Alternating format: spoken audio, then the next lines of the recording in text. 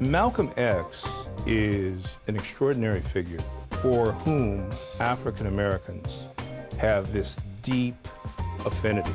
Malcolm X is one of the most historic and most significant human beings in American history. Malcolm Little was born May 19, 1925 in Omaha, Nebraska. His father, Earl Little, was an outspoken Baptist minister and supporter of Marcus Garvey's Back to Africa movement.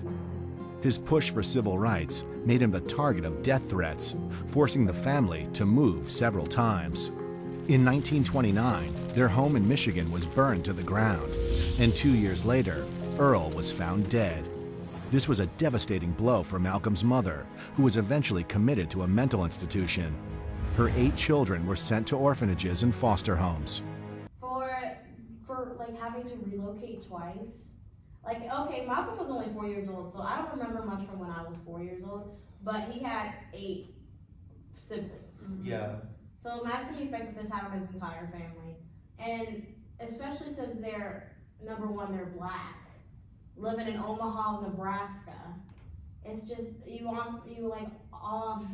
always have that threat behind you of like, you don't know if like tomorrow's gonna be your last day. Paranoia. Yeah, paranoia. Like only at the age of 4. At the age of 4, like you're like, oh, why do we have to move again? Oh, because they don't want to And it's like not something that you can hide. Yeah. It's just like because you experience just like in your face aggression. So when you walk to the store. Isn't that like kind of like what you went through when you were in like Saudi Arabia and stuff? I didn't go through racism per se. But it was kind of like I was more mentioning like that kind of lifestyle where you had to just like constantly like keep quiet and just like hide. But for me it was different because I wasn't used to being in an area where I just like I would walk around in shorts and a t-shirt and women are supposed to be fully covered. Mm-hmm. Your hair's supposed to be covered and all that stuff. I didn't do that. So and there's always a threat of being kidnapped and stuff like that too. Not saying like, oh my god, I got kidnapped, but like I honestly almost got kidnapped once because I was a dummy and luckily I was with someone who had like we were walking a dog. Basically, and this doesn't have to be in there, but like we were walking a dog, and a guy came up out of like a pickup truck or something, and he was like, "Does the dog bite?" And then I, being dummy, I was like, "No," and then the girl next to me was like, "Yes, it does." And then he was like, "Oh," and she was like, "Yes, he does bite." And then he like got in his car, and then he like drove somewhere else, and I was like, "Oh my god." Yeah. I could have got snatched up because I'm being stupid. I'm like, "No, he doesn't bite. You want to pet him?" I was being dumb. Yeah. But like For the next few years, he held various jobs and moved from Boston to Flint, Michigan, to Harlem and New York, and finally back to Boston. During this period, he started his street career as a pimp, drug dealer, and gambler. In 1946, he was arrested for burglary and sent to prison. that's so similar. It's not in the same context, but it's like, you know, they really was trying to out here kill these people for like the smallest reason. And like, it just goes to show like no one was safe back then, regardless of whether you were white or you were black. When there was stuff like that going on, even though white supremacists were hurting themselves, you know, and if you just, at that time, I just feel like if you didn't like have that big family that Malcolm had, you were just in more of a danger, and your family was just in more danger of just dying out. And so it must have been, you can say it was pretty assuring for him to have that family. It's good to have a big support system. But at the same time, I think it could be something a little bit less traumatizing when you have more people to go through it with. So that's not. In prison, he began reading everything he could get a hold of. Inspired by his brother Reginald's conversion to Islam, Malcolm read the teachings of Elijah Muhammad and the Nation of Islam. Malcolm dropped his slave name Little and chose X to represent his lost tribal name. By the time he was paroled in 1952, he had committed himself to the Nation of Islam. He was a very charismatic and powerful speaker who conveyed Elijah Muhammad's teaching to the masses. He was appointed national spokesman. During this time, membership increased from 500 to 30,000. Yeah, he was not only one of the most inspirational civil rights leaders during the but also one of the most sought out speakers. On June 29th, 1963, Malcolm X led one of the largest civil rights events known as the Unity Rally in Harlem. He concentrated on Harlem because of Harlem's massive black population. He tried to, during this gathering, he tried to unify all blacks regardless of religious background, social class, or or political views.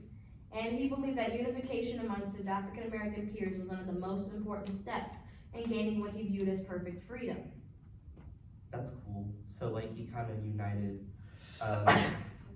he kind of told like his people, he kind of told everybody to get together, don't worry about all the other stuff, just come together, we'll end this, and then we'll focus on the next, type of deal. And I think that's pretty cool when he realized that Harlem had the most black population.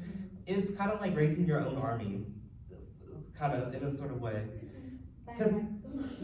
No, I don't mean it like that, but like, you know, he was smart in doing that. I think I would have thought to do, oh, this city has like this most amount of people, let's do that. You know, I would have, especially because they didn't have what we had back in the day. What makes it legal. Yeah. His decisions on where to go, what to say. And the fact that he just paid attention to his surroundings and not what was happening to him. I think that's pretty cool. What type of leader do you think that he is? Laissez-faire, democratic, or autocratic? I think You know we have to put this in the project. it does. I think generally I would say a mix of democratic and autocratic. There were times where he had people helping with his decisions and coming up with more creative ideas. But there's just times where he had to do what he needed to do. Well, it says here that he was an extremist on African Americans, or American on his views. He was an extremist. Yeah. So I think that he was more, I'd say more autocratic than democratic. I don't think he was fully autocratic, No. but But they weren't scared of him like that. yeah, Right. yeah. But I just think that he was a man. He was like, this is what I want. Yeah. This is not necessarily what I want, but this is what needs to happen. Yeah, common misconception of autocracy is just being a straight up tyrant. Yeah. So leadership qualities. What leadership qualities would we say that he has? He was out. Definitely. Determination, that's good. Yeah. He was outspoken, is that what you were gonna say? Perseverance. Perseverance. He kind of had the vibe of if you don't stand up for something, you'll fall for anything. Yeah. That's a good one. Yeah. If you don't stand up What for was that? I can't hear you. If you don't stand up for something, you'll fall for anything. Thank you. In his 39 years, Malcolm was constantly reinventing himself. At the end of his life, he was speaking to all races, not about civil rights, but human rights. Malcolm's image of an uncompromising rebel who challenged and fought against racial injustice, and he was prepared to die for his beliefs. He is a person that that inspired millions of African Americans to figure out their self-worth, to elevate their self-esteem. He led people to command and demand more from the great country in which they live. I think activists in general, I feel like they personally don't understand some of the impacts that they had. Because without people like Martin Luther King or Malcolm X or, Harriet Tubman freeing the slaves, like, hey, yo, let's get up out of here, sort of type of deal. I feel, oh yeah, Rosa Parks. When she didn't get up off the bus, she was like, psych, never mind. And, but like, people, they were trying to fight for what was going on now, but they didn't I don't think at the time they realized what they were gonna do in the future. What And, like, impact how big they yeah, how big it would have became. Like, Literally just them making a decision to not do something. yeah. And like literally back then, like they were just like, yo, I'm not having this. Like it just took them one little thing. And I just think that's so huge because without them, where would we be? Like what would this world be like? We would be like constantly fighting each other because we were born of different people. And it was just like, it's just ridiculous when I think about it, because we can be a complete anarchy. And, you know, when I think about that, it just kind of, it scares me, but it makes me feel relieved that we had those people back then. So, thoughts?